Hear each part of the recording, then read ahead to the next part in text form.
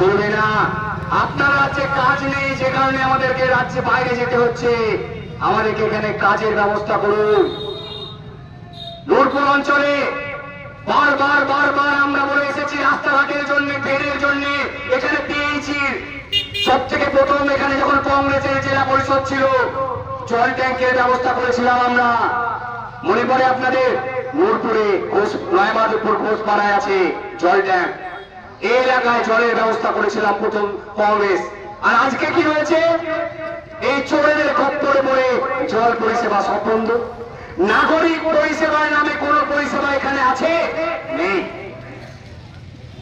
এই নূরপুর অঞ্চল চোরেদের আখড়ায় পরিণত হয়েছে। তাই আমরা এখান থেকে হুঁশিয়ারি দিতে চাই, রাস্তাঘাট ঠিক করুন, ট্রেনের ব্যবস্থা করুন।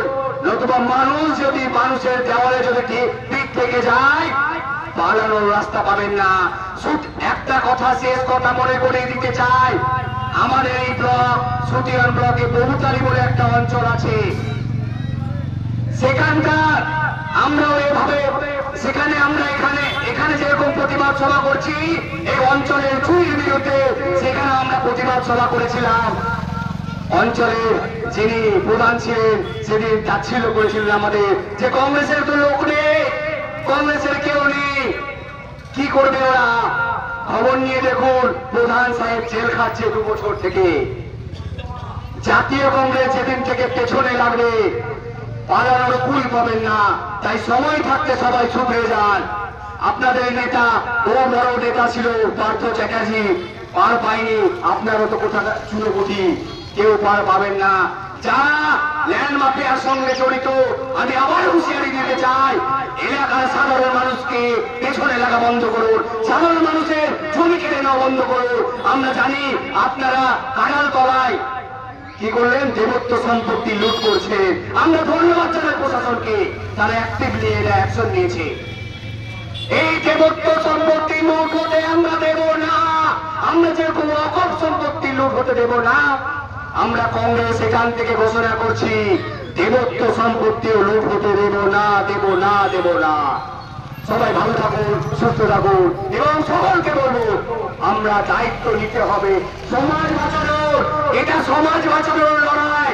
এবার যদি আমরা সমাজ না বাঁচাই, এলাকা বাঁচবে না। এলাকা না বাঁচালে আমরা বাঁচবো না। তাই আমরা ভাই ভাই আগে বের হই। এবার ভুলে যান তৃণমূলকে, এবার ভুলে যান বিজেপিকে। পার্লামেন্টে রাহুল গান্ধীর দিকে তাকিয়ে এবার আমাদেরকে কংগ্রেসটা করতে হবে। আপনার মনে মনে বিজেপিকে ভালো লাগতে পারে, আপনার মনে মনে তৃণমূলকে ভালো লাগতে পারে, আপনার মনে সিপিএম কে ভালো লাগতে পারে, আপনার মনে আইএসএফ কে ভালো লাগতে পারে, কিন্তু এই লড়াইটা দেশ বাঁচানোর লড়াই, এই লড়াইটা সংবিধান বাঁচানোর লড়াই। আপনার আমার নাম এসআইআর হয়ে যদি নাম কেটে যায়, আপনি আমি কেউ বাঁচবো না। আমাদের বুথে বুথে আমাদের কর্মীরা আছে, যদি কারো সমস্যা হয়, এসআইআর সম্পর্কে যদি কেউ বুঝতে না পান, 1 পয়সা করে তৃণমূলের মুখে দেবেন না। এরা এখন কামানোর জন্য নেমে যাবে, সাবধান হয়ে যান। আমাদের নেতা রাহুল গান্ধী, আমাদের নেতা অধীর চৌধুরী বলেছে, অধীর চৌধুরী ঘোষণা দিয়েছে, এই এলাকার একজনের নাম, যে এলাকার নাগরিক সঠিক যা ভোটার, তার নাম আমি কাটতে দেব না। অধীর চৌধুরী ঘোষণা করেছেন, আমি যতদিন বেঁচে আছি একজনের নাম বাদ যেতে দেব না। তাই হিম্মত রাখুন, একতা হয়ে থাকুন। জয় হিন্দ।